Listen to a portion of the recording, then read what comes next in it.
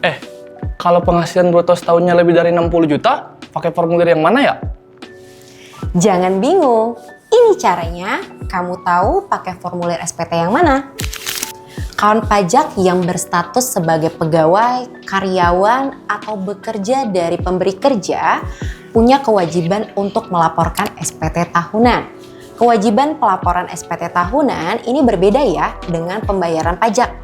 Jadi meskipun kawan pajak sudah dipotong setiap bulannya untuk membayar pajak, kawan pajak tetap punya kewajiban untuk melaporkan SPT tahunan. Jadi, ini cuma bahas tentang pegawai doang. Kalau statusnya masih honorer, gimana? Sama aja kok. Bagi kawan pajak yang berstatus sebagai pegawai, karyawan, honorer, ataupun bekerja dari pemberi kerja yang lain, tetap punya kewajiban untuk melaporkan SPT tahunan selama memiliki NPWP dan berpenghasilan. Lapor SPT tahunan dapat dilakukan secara online. SPT tahunan tahun pajak 2024 yang dilaporkan di tahun 2025 dapat dilakukan di laman djponline.pajak.go.id.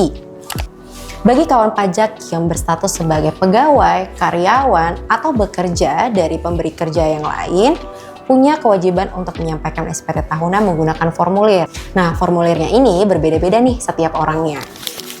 Pertama kita lihat dulu nih, kawan pajak bekerja di mana. Kalau kawan pajak bekerja di beberapa tempat kerja atau dari beberapa pemberi kerja, kawan pajak punya kewajiban untuk menyampaikan SPT tahunan menggunakan formulir 1770S. Tapi kalau kawan pajak bekerja hanya dari satu pemberi kerja atau hanya di satu tempat aja, kawan pajak perlu melihat dulu nih batasan penghasilan brutonya. Dari mana? Nah, kawan pajak bisa nih melihat dari bukti potong yang diberikan oleh pemberi kerja atau dari bendahara tempat kawan pajak bekerja. Kalau total penghasilan bruto dalam setahun ya ini lebih dari 60 juta, maka kawan pajak pakai formulir 1770S.